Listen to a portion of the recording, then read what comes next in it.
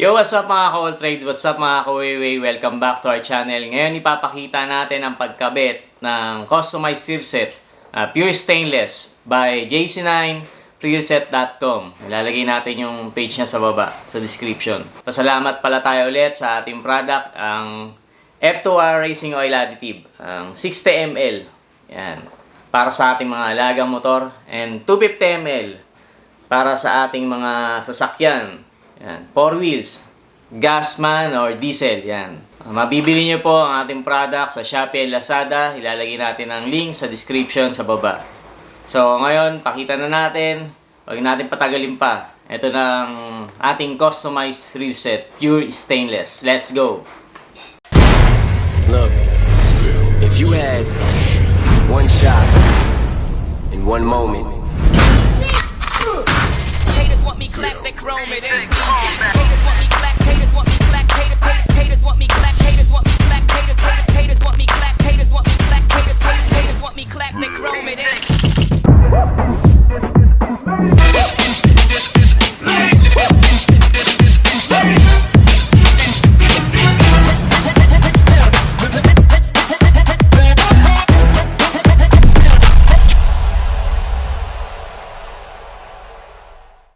Yan, dito tayo kay JC9 Tantan Works yun.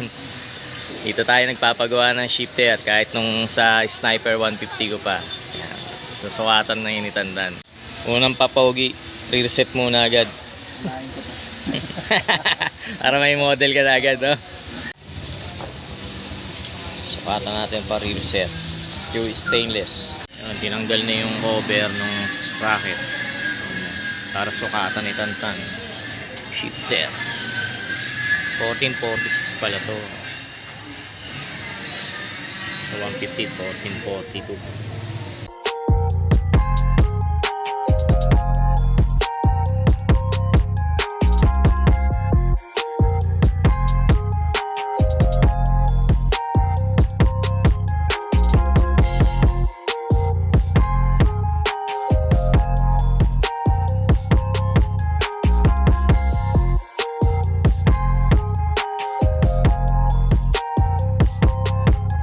To 6 weeks later. So yun, ngayon lalagyan natin ng rearset. Kakabitan natin ng shifter. Powered by Jonathan Ganyosa, rearset.com. Dito yan sa may Padilla, Antipolo City. So itong stock peg nya, before and after. Ngayon si stock peg pa nya. So mamaya makikita natin, lagyan natin ng rearset, pure stainless. Let's get it on.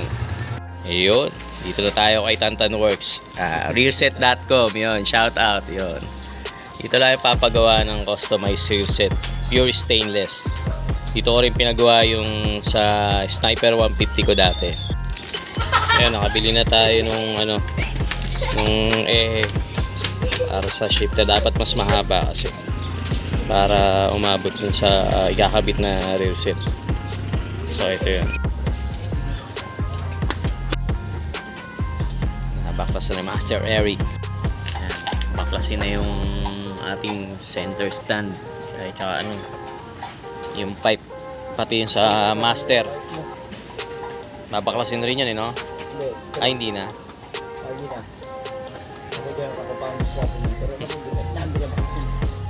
Tanggal na yung pinaka step nut yung pati yung side stand. Yung Master na lang ilalabas.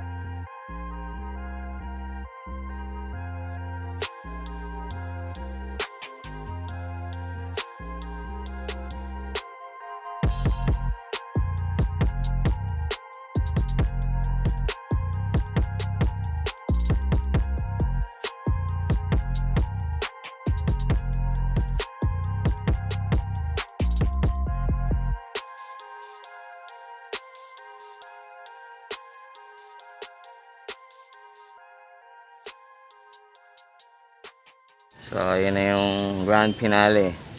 Kabit na lang yun sa taillight natin mga paps. So, inalagay na rin yung sa may sprocket cover. Yan.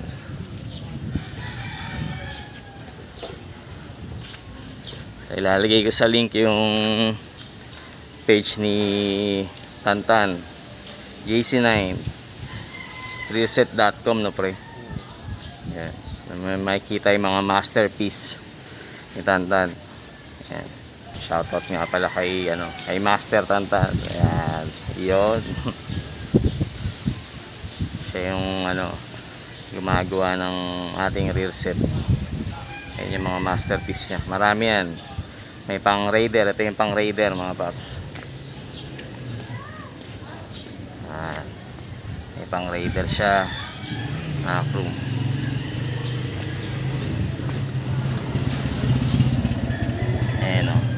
Yan. Sniper 150. Dito ko rin sa kanya pinagawa yung Sniper 150 ko. Yan. Lahat ng motor ginagawa niya ng rear set. Yan.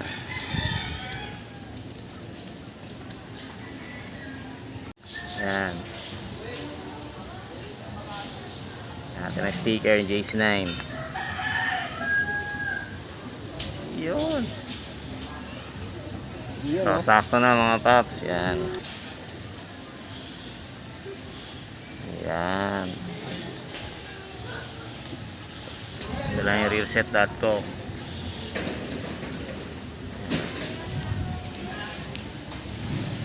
Mga paps, yung rearset natin. Ito na, nakakabit na. Yan si Master Tantan. Siya yung gumagawa ng rearset natin. Yan natin sa link. Si Master Eric. Yan. So, okay na mga paps. Let's get on.